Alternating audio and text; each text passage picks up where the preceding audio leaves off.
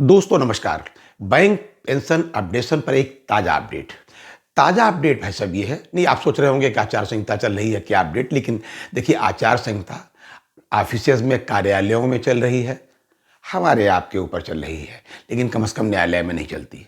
जी हाँ, आप एक पुराने बहुत ही अच्छे पेंशन एक्टिविस्ट उनसे परिचित हैं, उनके नाम से बखूबी जानते हैं। उनका नाम है श्री बसंत दामोदर वानकुद्रे जी। ये बसंत कुद्रे दामोदर साहब जो है, कोल्हापुर से आते हैं, महाराष्ट्र के। इन्होंने अपनी बैंक, आईबीए और यूएफबीयू के अगेंस्ट एक क्रिमिनल केस कोल्हापुर की कोर्ट में फाइल कर रखा था।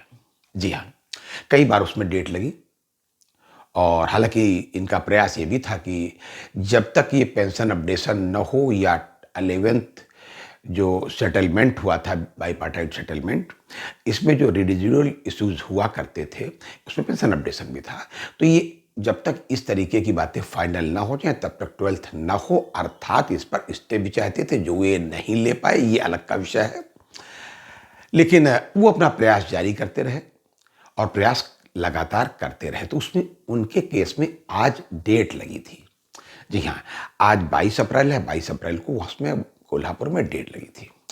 इसके पहले इन्होंने एक एप्लीकेशन दे रखी थी कोर्ट में कि साहब कई डेट लग चुकी हैं, और आज तक पुलिस को ये आदेश आपने दिया था कि साहब इंक्वायरी करके ये रिपोर्ट अपनी सबमिट करो, और सबमिट नहीं कर रहे हैं, तो कृपया इन पर कुछ इनको निर्देश किया जाए। और ऐसा मुझे लगता है कि ये जो है दूसरे तरीके से, इम्प्लाइड तरीके से उनको जो है मदद कर रहे हैं यूएफबी और इनके सब लोगों को। ऐसा उन्होंने अपने कहा, बसंत वानकुद्रे साहब ने जैसा बताया।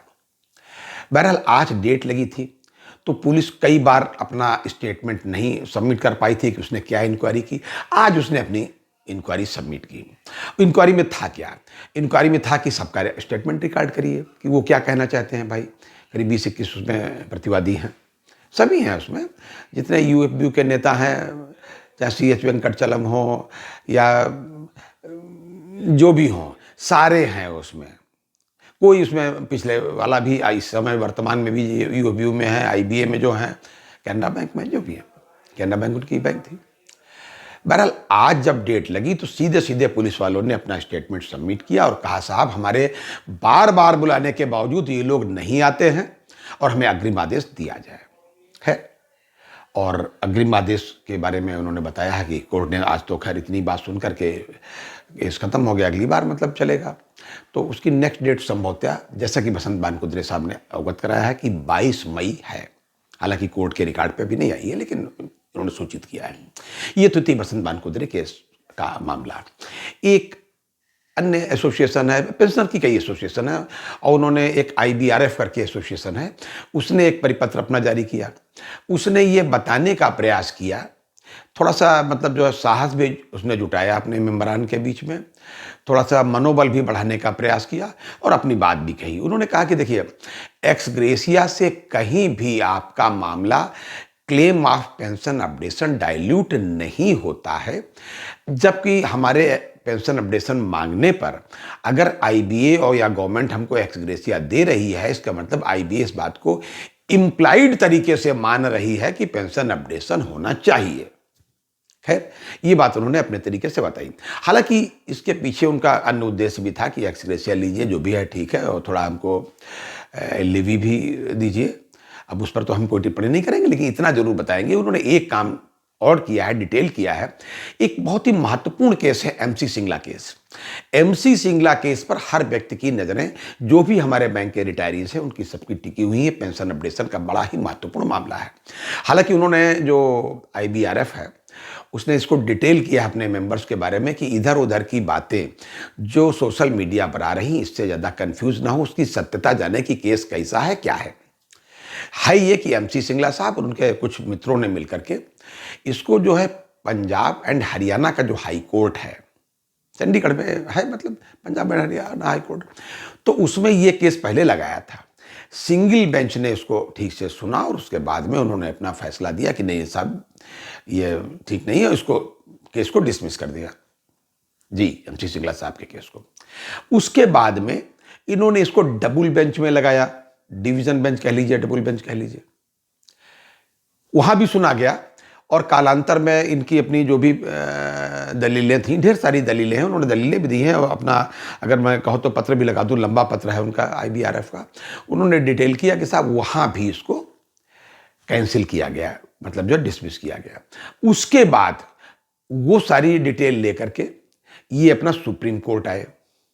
तो अब सुप्रीम कोर्ट में केस लगा हुआ। बताने का अभिप्राय ये, लोग ये ना समझे कि तब से कोर्ट अपना निर्णय ही नहीं दे रहा, कोर्ट अपना निर्णय दे रहा। लेकिन अब जो बातें जिस पर कि मुकदमा टिका हुआ है वो ये है कि जो हमारी तमाम सारी बातें, जो हमारा आधार है पेंशन अपडेशन का, वो मैं आपको डिटेल भी इसमें लगाने का प्रयास कर रहा हूं कि क्या क्या डिटेल था कि जब ये पेंशन लागू हुई थी उसमें किस किस टाइम क्या क्या बातें हुई थी, क्या क्या एग्रीमेंट हुआ था और किसने किसने साइन किए थे, और ये डिटेल क्या है, पेंशन अपडेशन की कोई बात उसमें है भी या नहीं है।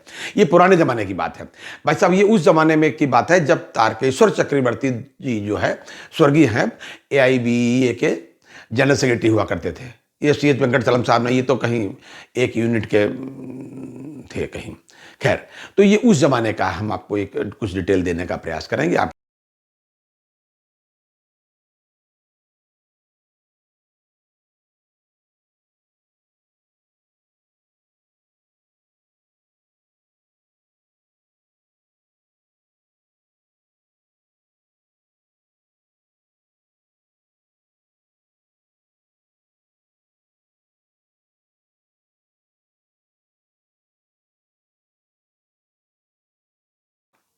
एक अच्छी बात यह है भाई साहब, बताएं अच्छी सब इसलिए कि अभी देखिए प्राइवेट बैंक और RRB में ये 12th BPS नहीं दिया गया है। हालांकि RRB में तो होना ही है, उनका हमेशा होता है, वो तो सुप्रीम कोर्ट का आदेश है, सरकार का आदेश है। तो लेकिन इनका होता हमेशा ही जब इधर हो जाता है, बाकी सभी बैंकों में तो महीना 15 दिन 1 डेढ़ महीना बाद होता है। अब तक हो भी गया होता अगर चुनाव की बात न रही होती है। तो मुझे लगता है इनका तो हो ही जाएगा। लेकिन जो प्राइवेट बैंक्स हैं उनके लिए अभी रेजिडुअल इशू में डाल दिया गया, उस पर बातचीत चल रही है। लेकिन जो मैं बताना चाहता हूं वो ये है कि जब कोई अच्छा काम करो तो उसका प्रभाव दूर तक जाता है। HDFC एक प्राइवेट बैंक है, इसने ये सब देखते हुए, हालांकि कहा उसने ये है कि हमने अपनी बैंक की परफॉर्मेंस देखते हुए, लोगों के अच्छे कामकाज देखते हुए 1500 करोड़ रुपए का प्रोविजन किया है एक्स ग्रेशिया देने के लिए। जी नहीं, मतलब आप कंफ्यूज ना होना, उस तरीके वो वाला एक्स ग्रेशिया नहीं दे रहे हैं, ये अपना वन टाइम एक्स ग्रेशिया दे रहे हैं अपने कर्मचारियों को, वन टाइम एक्स ग्रेशिया।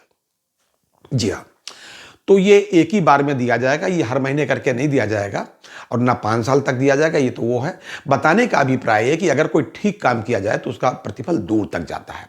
ये सब थे आज तक के अपडेट, और अगली बार अन्य अपडेट के साथ, तब तक अपना ध्यान रखिए, अपने स्वास्थ्य का ध्यान रखिए।